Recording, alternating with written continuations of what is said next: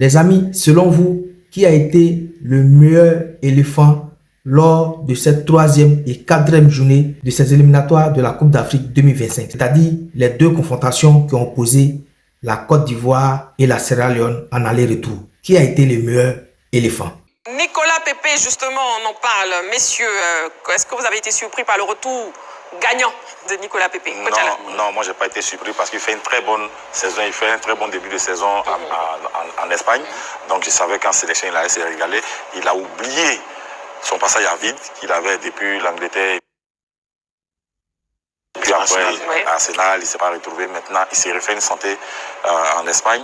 Et je suis sûr que s'il continue cette lancée, ben, ça va chauffer. Nicolas Pepe était étincelant. Oui, parce que la trajectoire de Nicolas Pepe nous donne une leçon de vie. Quel que soit son talent, il faut savoir s'orienter. On a vu qu'en Angleterre, ça a été difficile. Ça veut dire qu'il ne correspondait pas au championnat anglais. Ouais. Depuis qu'il est arrivé en Espagne, c'est une nouvelle personne parce que c'est un peu plus technique, il y a de l'espace, il peut s'exprimer. Et donc, on n'est effectivement pas surpris parce que ce qu'il montre à Villarreal depuis le début de saison, c'est assez intéressant. Il a fait un bon match face au Barça, en tout cas en Liga.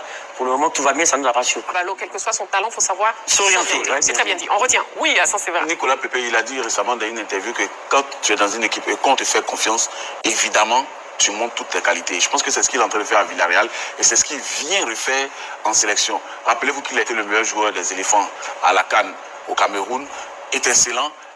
Ce début de championnat aussi en Espagne, face au Real, face au Barça, deux des plus grands clubs au monde. Il a été brillant, même si Villarreal a perdu. Aujourd'hui, il est le dynamiteur de l'attaque de Villarreal aux côtés d'autres joueurs. Mais c'est Nicolas Pepe qui est le joueur le plus visible. Et vous avez vu, il a été doublement décisif sur ses fenêtres éliminatoires. Il a marqué un but et il a provoqué un penalty que Franck Kessié a raté ça avant de marquer le deuxième. Donc Nicolas Pepe, un gaucher sur le côté droit, faille en revers. Pepe revient à son meilleur niveau. C'est exceptionnel pour les éléphants.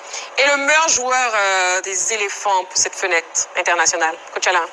Le meilleur joueur pour vous? Oui, on ne voit pas. Non, il n'y a pas de panonceau. Franck Yannick Kessié. Franck Yannick Kessié pour vous? Pour moi. D'accord. Ballot? Oui, Kessié également. Et puis Pepe aussi, je mettrais aussi. Ça c'est vrai. Oui, je dis Franck Kessié parce que c'est le seul qui a joué les deux matchs.